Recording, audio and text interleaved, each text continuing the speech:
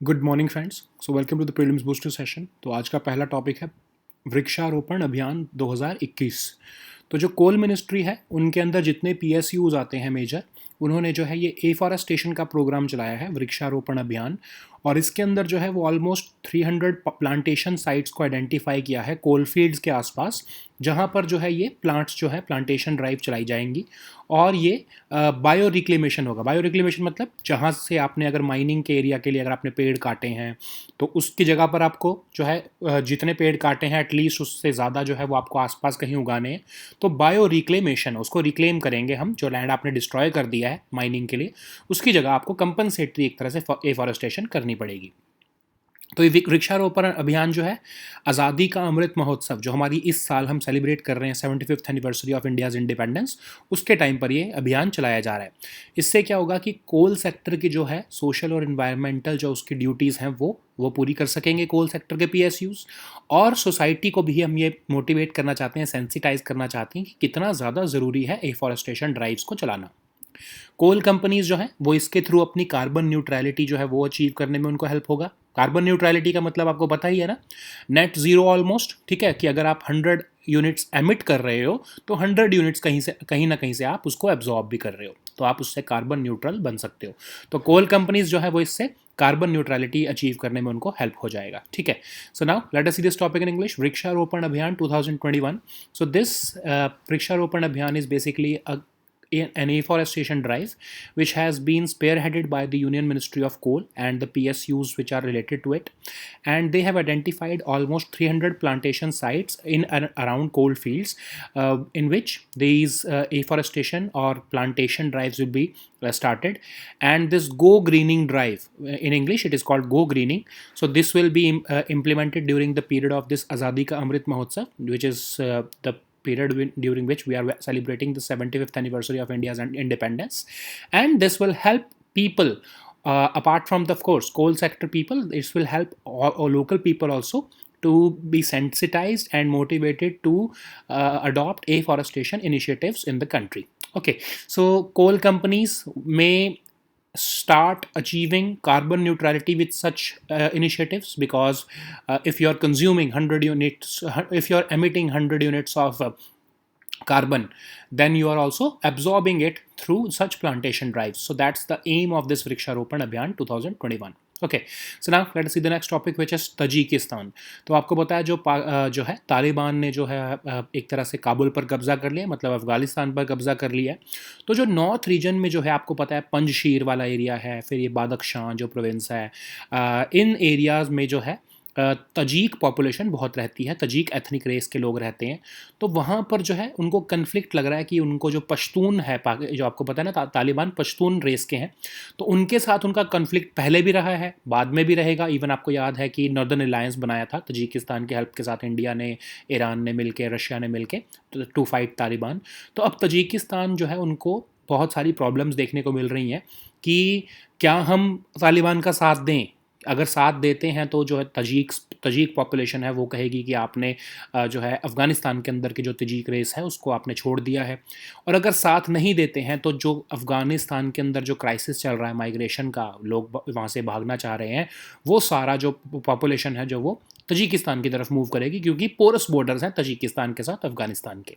तो 3 डायलेमा है तजिकिस्तान के। एक तो सबसे पहला कि अफ़गान और तजीक जो अफ़गानिस्तान के अंदर तजीक रेस के लोग हैं, उनके साथ कैसे, उनके सेंटिमेंट्स को कैसे जो है हम हर्ट ना करें, और जो है उनकी जो विशेज़ हैं तालिबान के अगेंस्ट, उसको कैसे जो है वो पूरा कर सकते हैं। दूसरा सबसे बड़ा इशू उनके लिए है कि अगर वो तालिबान को एक्सेप्ट कर लेते हैं, तजिकिस्तान एक्सेप्ट कर लेता है कि हाँ Taliban is the legitimate ruler of Afghanistan, तो उनकी खुद की कंट्री के अंदर भी बहुत से ऐसे रेडिकल फैक्शंस हैं, वो भी यही कहेंगे कि हमें भी अपना एमिरेट बनाने दो। ऐसे तो क्योंकि तालिबान को अगर आप एक्सेप्ट कर रहे हो तो आप हमें भी अपने तजिकिस्तान में भी बनाने दो यार ऐसा एमिरेट। ठीक है, तो तीसरा एक और उनका बहुत बड़ा प्रॉब्लम है, वो यही है कि पोरस बॉर्डर है उनका अफ़गानिस्तान के साथ, और वहाँ से जो माइग्रेशन है, जो खासकर जो अफ़गान तजीक्स हैं, वो माइग्रेट होकर एक बहुत बड़े जो है रिफ्यूजी क्राइसिस उनके वहाँ पर जो है वो हो सकता है। तो तजिकिस्तान का हिस्टोरिकल रोल क्या रहा है अफ़गान कॉन्फ्लिक्ट में, तो आपको पता ही है कि अफ़गान प्रोविंसेस जो हैं, बदख्शान, तखार, कुंदूज और बाल्क, इनके साथ जो है वो लगता है ये तजिकिस्तान का जो मैप है अफ़गानिस्तान के साथ। और हिंदू कुश और कराकोरम माउंटेन रेंज जो है उसके साथ वो जो है वो एक तरह से जंक्शन में है, ठीक है। तो तजिकिस्तान और अफ़गानिस्तान का जो हिंदू कुश और कराकोरम माउंटेन के पास है। प्रीडोमिनेंटली मुस्लिम पॉपुलेशन है तजिकिस्तान में, और अनडेमोक्रेटिक एक तरह से स्टेट है वो। वहाँ पर बहुत ही इकोनॉमिक अनस्टेबिलिटी रहती है, प्रॉस्पेरिटी नहीं है, तो उसमें क्या होता है कि रेडिकलिज्म ज़्यादा बढ़ता है। फिर अफ़गान मुजाहिदीन जब थे तब आपको, जैसा मैंने आपको बताया कि जब ये तालिबान था जो कि अब मुजाहिदीन का पार्ट थे, उनके अगेंस्ट पहले भी जो है तजीक्स जो हैं वो उनके खिलाफ वहाँ पर जंग लड़ते रहे हैं तालिबान के खिलाफ। तो जो है अफ़गान मुजाहिदीन का हमेशा ये शिकार रहते हैं, मतलब अफ़गान तजीक्स जो है उनको वो हमेशा डोमिनेट करके रखना चाहते हैं अफ़गान मुजाहिदीन, जैसे अब वो तालिबान। तो तजिकिस्तान को जो है ये प्रॉब्लम सता रही है, ठीक है। So now let us see this topic in English, Tajikistan. So recently, the blitzkrieg of Taliban in Afghanistan has exposed the options or the dilemma of Tajikistan in this region. So there are three dilemmas of Tajikistan. The first one pertains to the sentiments of Afghan Tajiks who live predominantly in the northeastern areas, and they share Tajik race, but they are living in Afghanistan. So they are the targets of the Taliban, who are predominantly Pashtun, and they have a conflict. They have a history of conflict with them. That's why Tajikistan will find it very difficult to accommodate the sentiments of Afghan Tajiks and respect them, because the local population, the population of Tajikistan, they have some affinity with Afghan Tajiks, and the Taliban wants to persecute such Afghan Tajiks because of their historical adversity with them. Okay, the second one is the rise in extremism. So if Tajikistan recognizes this Taliban regime, then the radical factions within Tajikistan, they will also start asking for creation of an emirate against Tajikistan or within Tajikistan itself. Okay, the third one pertains to the refugee crisis, which is a very serious problem, because several of the Afghan people who are being persecuted by this Taliban regime, they will cross the border, because the borders of Afghanistan with Tajikistan are porous, and thus Tajikistan may see a wave of migration from Afghanistan. Okay, so let us see the historical role of Tajikistan in this Afghan conflict. So this Tajikistan lies on Afghanistan northeastern borders. These provinces, Badakhshan, Takhar, Kunduz and Palk, these provinces are adjacent to Tajikistan border. These provinces are of course of Afghanistan, and this area lies between the Hindu Kush and Karakoram mountains. Okay, Tajikistan is a predominantly has a predominantly Muslim population, and it is an undemocratic state. It is volatile. It is economically unstable. So radicalism is a natural factor in this country. Okay, and they have a history of being in conflict with Afghan Mujahideen or this Taliban because of that race issue. Okay, so Talibans are mostly Pashtuns. So that's why they have an issue with Tajiks, and that's why they have always been in conflict with each other. Okay, so that's why Tajikistan is looking forward to a conflict situation again, and that's why they have an issue, and they will have to address this issue. Okay. So now let us see the next topic, which is RoDTEP scheme. Okay, so RoDTEP scheme is remission of duties and taxes on exported products. तो ये scheme जो है वो क्या है कि जिसके अंदर जो प्रोडक्ट एक्सपोर्ट किए जाते हैं उसके ऊपर जो आपको सेंट्रल या स्टेट या लोकल लेवल पर जो आपने टैक्सेस दिए हैं या ड्यूटीज़ पे की हैं, उसको आपको रिफंड मिलता है उसका। ठीक है, तो होता क्या है, जैसे आप समझ लो, आपने मैं आपको एग्जांपल दे रहा हूँ, आपने टेक्सटाइल का एग्जांपल देते हैं, आपने कोई कपड़ा एक्सपोर्ट किया बाहर इंडिया से, आप करना चाहते हो, तो उसके लिए जो आपने रॉ मटेरियल प्रोक्योर किया उसके लिए कोई ना कोई आपने स्टेट को जो है वो कोई ना कोई टैक्स दिया होगा, ड्यूटी दी होगी, कोई सेंट्रल टैक्स पे किया होगा। तो जो टेक्सटाइल को बनाने में जो ड्यूटीज़ आपने पे की हैं उसको रिफंड या उसको जो है वो वापस जो है वो आपको मिलना, उसके लिए ही ये स्कीम निकाली गई है। क्योंकि क्या होगा कि अगर आप टेक्सटाइल को आप अपनी जो है उन टैक्सेस को भी इंक्लूड कर लोगे तो उससे क्या है कि आपका जो टेक्सटाइल जो आपका कपड़ा है वो बाहर बहुत महंगा बिकेगा क्योंकि आपने उसमें टैक्सेस भी इंक्लूड किए हुए हैं। तो अगर आप टैक्सेस आपको रिफंड हो जाते हैं तो आपकी कॉस्ट कम हो जाती है, तो इंडिया का जो एक्सपोर्ट बाहर होगा वो सस्ता पड़ेगा, ठीक है। उसके लिए ही ये स्कीम निकाली गई है। तो remission of duties and taxes on exported products, this ये जो है ये स्कीम का नाम है, ताकि हम जो है एक्सपोर्ट्स अपने जीरो रेटेड रख सके।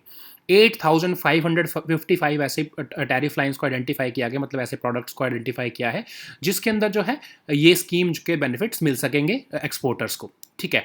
इससे होगा क्या, जो है सेंट्रल, स्टेट या लोकल लेवल पर कोई भी अगर जो टैक्सेस जो है या ड्यूटीज़ पे की हैं किसी भी एक्सपोर्टर ने जो प्रोक्योर करने में, तो उसकी कॉस्ट उसको सस्ती पड़े, उसको जो है उसका रिफंड दे दिया जाएगा। और कैसे रिफंड मिलेगा? ड्यूटी क्रेडिट मिला करेगा उसको, ठीक है, या फिर इलेक्ट्रॉनिक स्क्रिप्ट के फॉर्मेट में मिलेगा जो कि CBIC मेंटेन करेगा, मतलब एक तरह से उसको एक तरह से इलेक्ट्रॉनिक फॉर्म में वो रिफंड मिला करेगा, या उसको ड्यूटी स्क्रिप्ट मिला करेगी जिसकी जब वो समझ लो कभी एक्सपोर्ट कर रहा है, आई एम सॉरी, जब अगर उसको कभी इंपोर्ट करना है, या तो वो तब उसका क्रेडिट का इस्तेमाल कर ले, जैसे आपको बैलेंस मिलता है ना, वैसे ही होगा ये, ठीक है, या फिर जब वो उसको रिफंड भी ले सकता है, ठीक है। तो ये जो है नेक्स्ट टाइम अगर वो समझ लो जैसे उसको पे करना है, कोई सेंट्रल टैक्सेस पे करने हैं, तो जो ये ड्यूटी स्क्रिप्ट उसको मिली है, ट्रांसफरेबल ड्यूटी क्रेडिट्स मिले हैं जो उसको, वो उसको ही पे कर सकता है जब उसको नेक्स्ट टाइम जो है वो अपने कोई भी जो है रॉ मटेरियल प्रोक्योर करना है, ठीक है। सो एम्प्लॉयमेंट ओरिएंटेड ऐसे सेक्टर्स हैं जिनको आइडेंटिफाई किया है जिसके अंदर ये स्कीम जो है वो लाई जा रही है। फिर है टेक्सटाइल्स बहुत बड़ा फोकस है क्योंकि हम चाहते हैं कि टेक्सटाइल्स का एक्सपोर्ट इंडिया से बढ़े, ठीक है। इस स्कीम को 2020 में अनाउंस किया गया था, जो हमारी पहले merchandise export from India scheme थी, आपको पता ही होगा, ठीक है। फिर वो WTO में ना हमारा डिस्प्यूट हो गया था US के साथ, और WTO के में इंडिया के खिलाफ रूलिंग आई, तो इंडिया को वो जो स्कीम को हटाना पड़ा। उसी का हम नाम चेंज करके ऑलमोस्ट जो है सिर्फ ये स्कीम को लेके आ चुके हैं, RODTEP। आई एम श्योर कि इसके खिलाफ भी US जाएगा, बिकॉज सिर्फ हमने नाम चेंज किया है। ऑलमोस्ट जो मोडस ऑपरेंडी है इसकी, जो काम करने का तरीका है इस स्कीम का, वो MEIS स्कीम जैसा ही है, ठीक है। So now let us see this topic in English. RODTEP, RODTEP scheme. So RODTEP scheme guidelines have been notified recently. The scheme name is Remission of Duties and Taxes on Exported Products. The scheme aims to ensure that the exports from India are zero rated. So how this zero rated, what does this mean? This term zero rated exports means. So like I've given you an example of textiles. So just imagine that you have procured some raw material to manufacture textiles. You must have paid some central or state or local level tax or duty upon that.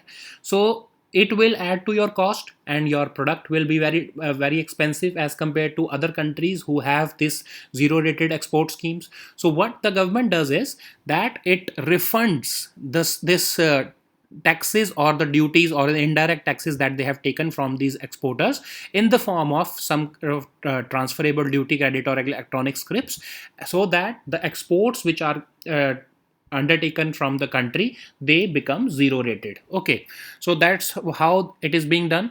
The customs department or the CBIC, they will be refunding these exporters through the form of transferable duty credit or electronic script, and these exporters can avail this credit either in the next transaction, or they can pay the indirect taxes through this transferable duty credit also. Okay, so almost 8,555 tariff lines have been identified in several sectors such as marine, agriculture, leather, etc. And a special focus has been made upon textile sectors also. And this scheme is a replacement of a merchandise export from India scheme, because the MEIS scheme was challenged by the US in WTO, and we had an unfavorable ruling against us. That's why we had to discontinue that scheme, and now we have replaced this scheme with this RODTEP scheme. Of course, the scheme is almost as same as that of MEIS, but the name has been changed, and now one can of course anticipate that US will also go against this scheme also. Okay, so now let us see the next topic, which is bill on cryptocurrency. तो जो crypto currency के खिलाफ bill लाया जा रहा है crypto currency को ban करने के लिए, वो भी कैबिनेट के सामने टेबल किया गया है, और कैबिनेट जैसे ही उसको अप्रूवल देती है उसको फिर जो है वो पार्लियामेंट में रखा जाएगा, ठीक है। तो बिल का नाम है crypto currency and regulation of official digital currency bill 2021। ये सारी प्राइवेट क्रिप्टो करेंसीज को बैन करने के लिए बनाया गया है, और इफ इंडिया की ऑफिशियल डिजिटल करेंसी आरबीआई जो निकालेगा उसके लिए जो है एक फ्रेमवर्क देगा ये बिल। ठीक है, 3 से 6 महीने का आपको टाइम मिलेगा जिन्होंने जो क्रिप्टो करेंसी में डील कर रहे हैं, ताकि वो अपने पैसे को वहाँ से विड्रॉ कर सकें। और जो है ऐसा इंटर मिनिस्ट्रियल डिस्कशंस में अभी तक कहा गया है। अभी पता नहीं है कि इस बिल में ऑफ कोर्स ये प्रोविजन डाला जाएगा, बट सब एक्सपेक्ट कर रहे हैं कि 3 से 6 महीने का टाइम मिलेगा सबको कि वो अपना पैसा क्रिप्टो करेंसी में से निकाल सकें। तो आरबीआई जो है वो कह रहा है, वो आपको पता ही है कि सेंट्रल बैंक डिजिटल करेंसी पे काम कर रहा है। जब तक कि जैसे ही ये रेगुलेटरी अप्रूवल मिलेगा उसको इस बिल के थ्रू, तो वो लॉन्च कर देगा आरबीआई। ठीक है, बहुत सारे सेंट्रल बैंक जो है वो डिस्ट्रीब्यूटेड लेजर टेक्नोलॉजी, जो कि मतलब क्रिप्टो करेंसी की टेक्नोलॉजी है, उसके ऊपर काम कर रहे हैं और वो अपने अपने डिजिटल करेंसी निकालना चाहते हैं। ठीक है, अब जो है आरबीआई ने ये कहा था कि इलीगल एक्टिविटीज़ में बहुत यूज़ होता है क्रिप्टो करेंसी का, इसलिए हमारी फाइनेंशियल स्टेबिलिटी पे खतरा में हो सकते हैं। इसीलिए 2018 अप्रैल में आरबीआई ने इसको जो है बैंक्स को कहा था कि हम आपको बैन कर रहे हैं कि आप जो है क्रिप्टो ट्रांजैक्शंस में डील नहीं कर सकते। लेकिन मार्च 2020 में सुप्रीम कोर्ट ने उस बैन को अनकॉन्स्टिट्यूशनल कह के स्ट्रक डाउन कर दिया और ये कहा कि जब क्रिप्टो करेंसी इंडिया में इलीगल ही नहीं है तो आप बैंक्स को कैसे रोक सकते हो। ठीक है, तभी से जो है गवर्नमेंट ने डिसाइड किया कि हम एक बिल के थ्रू इसको इलीगल डिक्लेयर करेंगे क्रिप्टो करेंसीज को, और सिर्फ एक आरबीआई की जो ये सेंट्रल बैंक डिजिटल करेंसी होगी वो ही सिर्फ वैलिड रहेगी। ठीक है, so now let us see this topic in English. Bill on cryptocurrency. So the government has proposed a legislation on cryptocurrencies and it will be tabled before the cabinet very soon. This bill is named as the Cryptocurrency and Regulation of Official Digital Currency Bill, and it prohibits all kinds of private cryptocurrencies, and it aims to lay down the regulatory framework for the launch of an official digital currency by the RBI.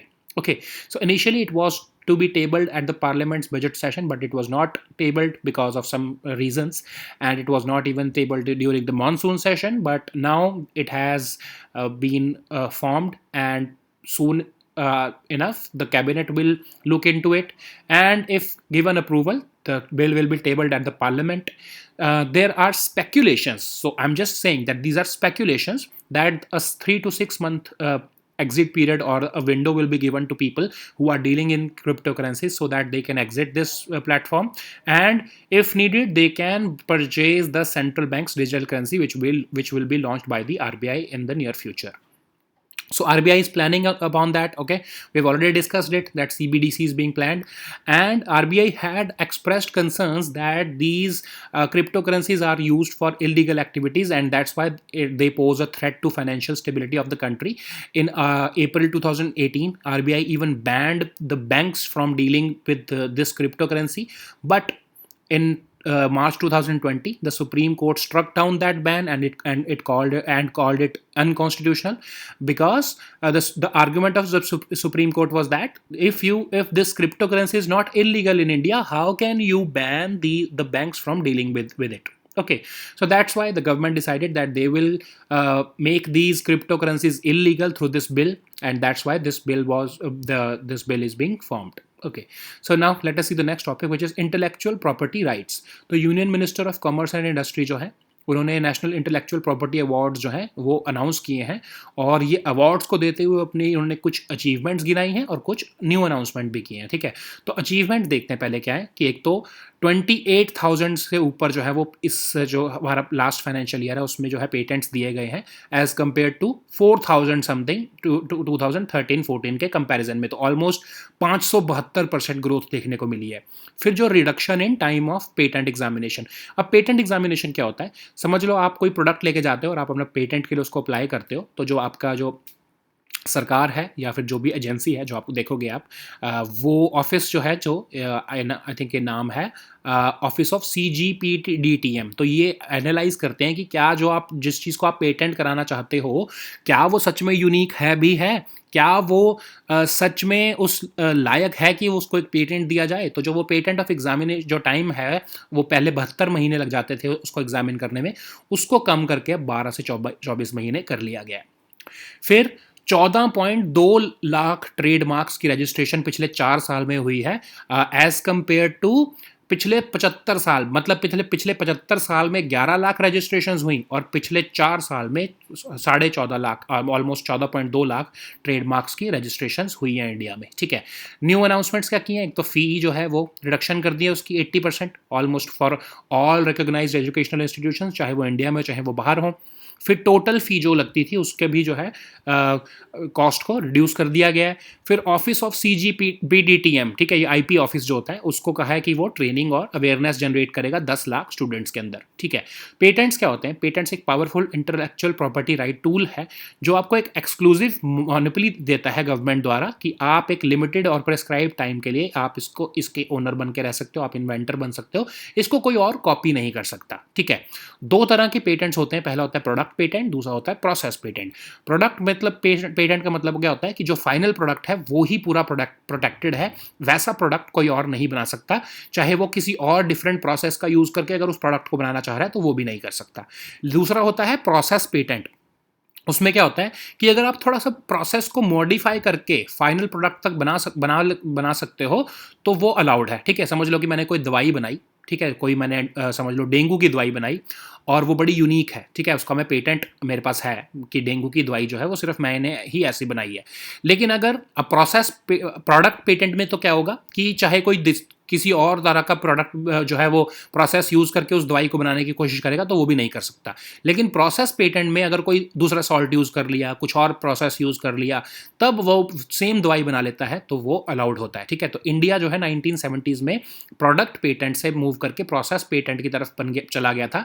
तभी क्या हुआ था कि हमने बहुत बड़े level पर generic drugs बनाने शुरू किए थे। हमने क्या किया था, जो HIV के होते थे ड्रग्स बहुत ही महंगे होते थे जो वेस्टर्न कंट्रीज ने बनाते थे, हमने उनकी थोड़े से प्रोसेस में थोड़ा सा जो है चेंज करके जेनरिक ड्रग्स बहुत सस्ते दाम पर जो है वो बेचने शुरू किए। ठीक है, लेकिन 2005 में जो है जब WTO का जो ट्रिप्स एग्रीमेंट जब सामने आया तो उसकी वजह से हमको इंडिया को जो है वापस से प्रोडक्ट पेटेंट्स रिजीम में वापस जाना पड़ा और जो है हमारा जो ये एक तरह से एक हमने जो हम जेनरिक ड्रग्स जो ग्लोबल स्केल पे बनाते थे उसमें बहुत ज़्यादा गिरावट देखने को मिली। ठीक है, अब इंडिया की IPR पॉलिसी जो है वो कंपलसरी लाइसेंसिंग, आपको पता ही है, इसके बारे में हमने डिस्कस भी किया है। कंपलसरी लाइसेंसिंग जो है उसको रिस्ट्रिक्शंस के साथ जो है वो अलाउ करती है। कंपलसरी लाइसेंसिंग का मतलब क्या होता है?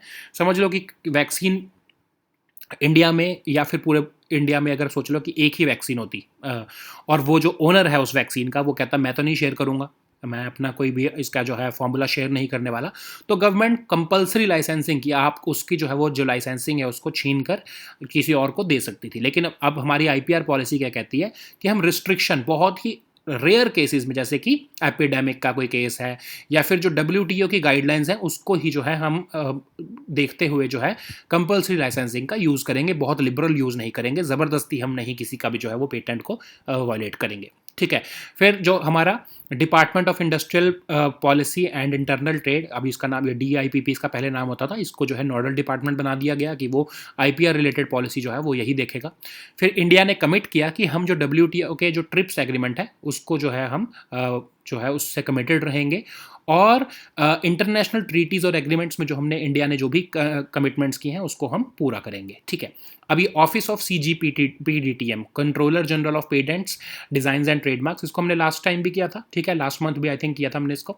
अब ये department of promotion of industry और इंटरनल ट्रेड जो कॉमर्स मिनिस्ट्री के अंदर आता है उसके अंदर ये काम करता है और इसमें 3 एक्ट्स जो है उसको सुपरविजन देखता है, working of patents act, designs act और ट्रेडमार्क्स एक्ट। ठीक है, so now let us see this topic in English. Intellectual property rights. So Union Minister of Commerce and Industry, he has conferred the National Intellectual Property Awards 2020 to the winners, and he has listed out the key achievements of the country and he has made some new announcements during this program.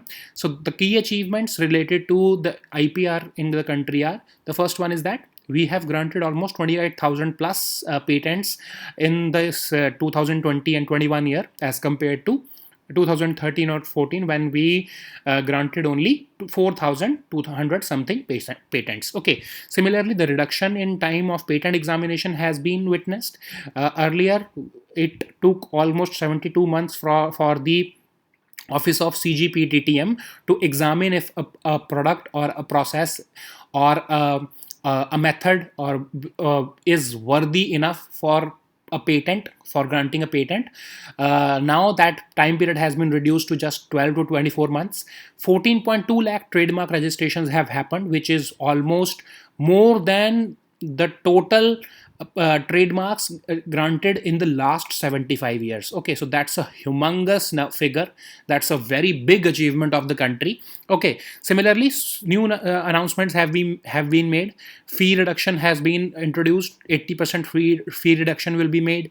Total fee will also be reduced, and the office of CGPDTM, it will impart training and awareness to almost 10 lakh students. So what are patents? So patents are powerful intellectual property right tools, and it grants you exclusive monopoly.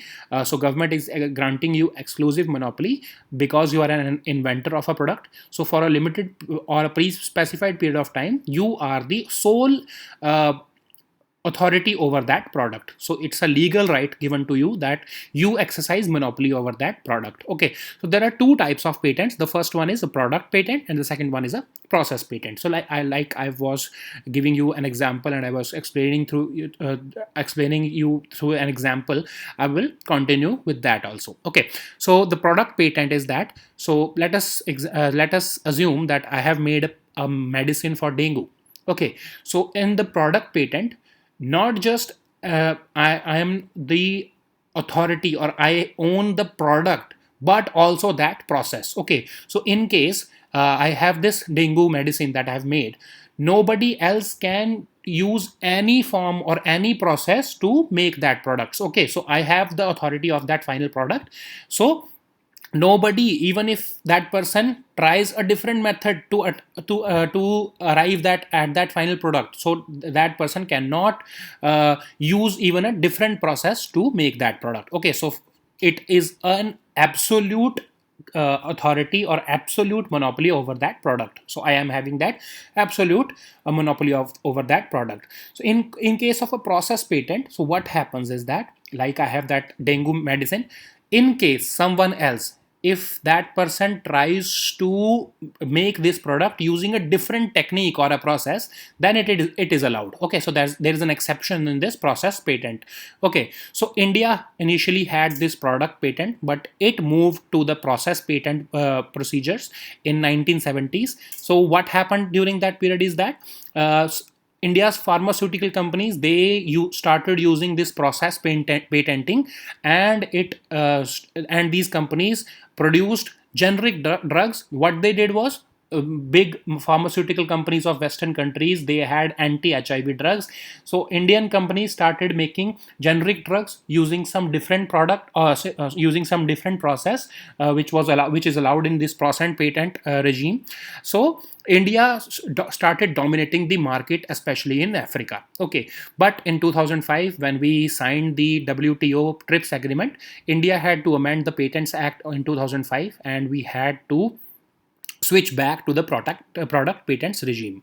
Okay, so India's IPR policy 2016, it also allows compulsory licensing only in very grave situations. Okay, like in a public health emergency or in epidemics. Otherwise we cannot, the government is saying that we will not resort to compulsory licensing, like the government was being asked during this COVID period, that you should invoke compulsory licensing and start making the vaccines on a large scale by decentralizing this process to several other companies. Okay, but government did not exercise this compulsory licensing because it would have sent a very bad message to global pharmaceutical investors. Okay, and the time taken by the government to approve trademark was being reduced to just a month by this IPR policy 2016. The Department of Industry and Internal Trade, it was earlier called DIPP, it was earlier called Department of Industrial Policy and Promotion. It was made the nodal agency for regulating IP rights. Okay, so India also committed to several international treaties and agreements that we will be adhering to the conditions which we have signed during this negotiations, and India committed that they will be following the WTO TRIPS related agreement which was signed at Doha. Okay, so this office of CGPDTM, it functions under the DEPIIT, which is under the Ministry of Commerce and Industry, and it supervises the functioning of working of Patents Act, Designs Act and the Trademarks Act. Okay, so it is basically the IP office, which is the actual supervisor of these patents regime in the country. Okay, so these were our topics for today. We'll meet next time with new topics. Until then, goodbye and take care.